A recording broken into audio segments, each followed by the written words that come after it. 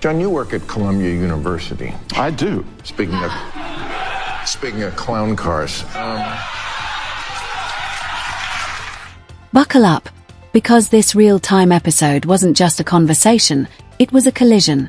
Bill Maher hit the stage like a verbal battering ram, armed with his trademark sarcasm and razor-sharp clarity, saying exactly what so many think but are too afraid to admit. His target? An ultra-woke guest. And from the first exchange, it was fireworks. So, John, you work at Columbia University. I do. Speaking of clown cars. I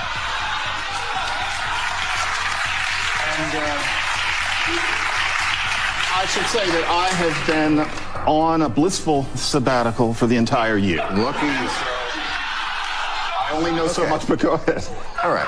Well, I mean, starting last week, Trump is going to war now on elite universities. Now, I cannot be a hypocrite. I went through my book that came out last year. It'll be out in paperback very soon.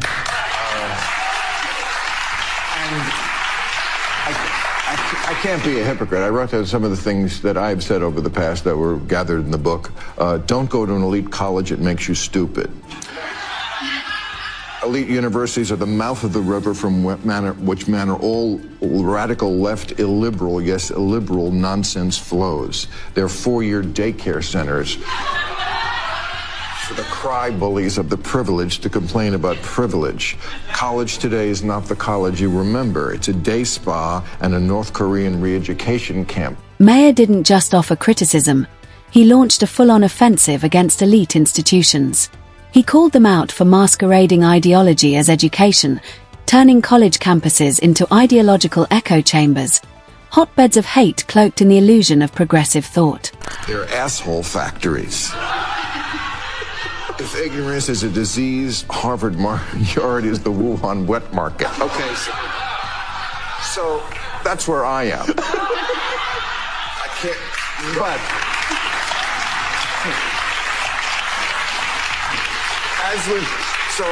I get the inclination, but as with most things now with this new administration, the way they do it, you can't do it by taking people off the street just because they wrote an op-ed pro-Palestinian. I'm not pro-Palestinian the way they see it either, but, or, you know, these people who are just disappeared because they have a tattoo. I'm so glad I don't have tattoos. Bill, I should say that the kind of student you're talking about, in my experience, is a minority of the students. I don't see the whole campus as this, but there is a problem. I mean, frankly, Columbia has tried, for example, this year to eradicate or at least dampen anti-Semitism. I mean, Manoush Shafiq did get 100 students arrested. You now cannot get onto the campus without a card, which is in order to protect, especially Jewish students, from having to listen to anti-Semitic protests all day long. The 3 administrators who were nakedly anti-Semitic in their texts were justifiably fired. But the thing is, I don't think this is really about anti-Semitism. Take Columbia, for example. Under Manoush Shafiq's leadership, over 100 students were arrested. The school had to lock itself down, requiring ID cards just to protect Jewish students from endless anti-Semitic protests. 3 administrators were rightly fired after their blatantly anti-Semitic messages came to light. But here's the kicker, Maher didn't stop there.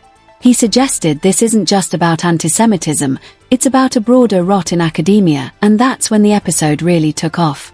Maher didn't just shake the tree, he set off a political earthquake.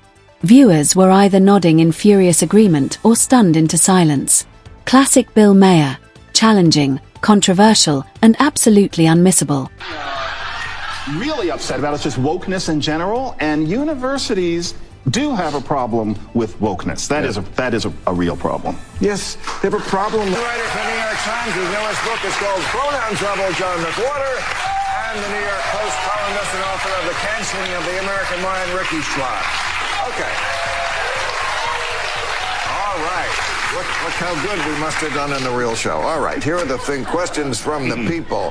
What did the panel think of Democratic Congresswoman Jasmine Crockett calling Texas governor, okay, she's from Texas, the governor, Greg Abbott, who is paralyzed and uses a wheelchair, she called him Governor Hot Wheels.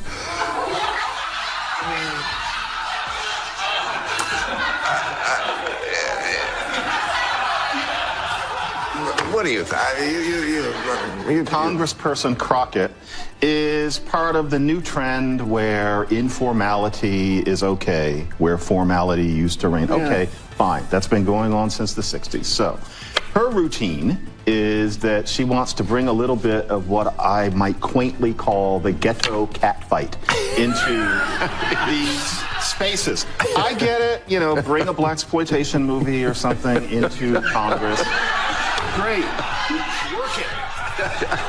But you do not make fun of the fact that somebody lives their life in a wheelchair. That doesn't work. Bill Maher didn't just stroll into this one. He stormed in, armed with his trademark wit and a mission to dismantle the status quo. From the jump, he laid into elite colleges, accusing them of trading critical thinking for ideological conformity. According to Maher, these once prestigious institutions have become assembly lines for indoctrination, not education, and he wasn't subtle about it. Maher painted today's campuses as echo chambers, places where dissent is punished and rational debate is smothered by a rigid woke orthodoxy. He slammed the obsession with safe spaces and censorship, calling it what it is, a direct assault on free expression. You'd think he was cross-examining a hostile witness the way he grilled his guest, a university figure defending academia's current path. The guest tried to push back, insisting that these institutions are building a generation of empathy and inclusion. But Maher wasn't buying the rebrand. To him, it's progressive window dressing that masks a much deeper rot. Then came the bombshell. Maher turned the spotlight on anti-Semitism, accusing universities of turning a blind eye to rising hostility toward Jewish students. The guest scrambled to point out campus efforts to combat hate, but Maher shot it down as performative. PR moves, not real solutions. He demanded accountability and exposed what he sees as the hypocrisy behind the diversity narrative. According to him, it's not inclusion, it's illusion. The audience electrified. Cheers, groans, gasps, it was all there. Maher had them hooked, whether they loved him or hated what he was saying.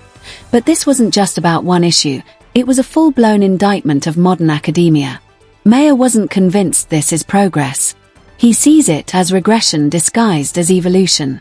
His guest defended the shift as necessary adaptation, but the debate hit a fever pitch as terms like brainwashing and ideological capture were tossed around. So here's the big question. Are colleges nurturing independent minds, or just reinforcing comfortable groupthink? Sound off in the comments, and don't forget to hit subscribe so you never miss a headline from Daily Finder.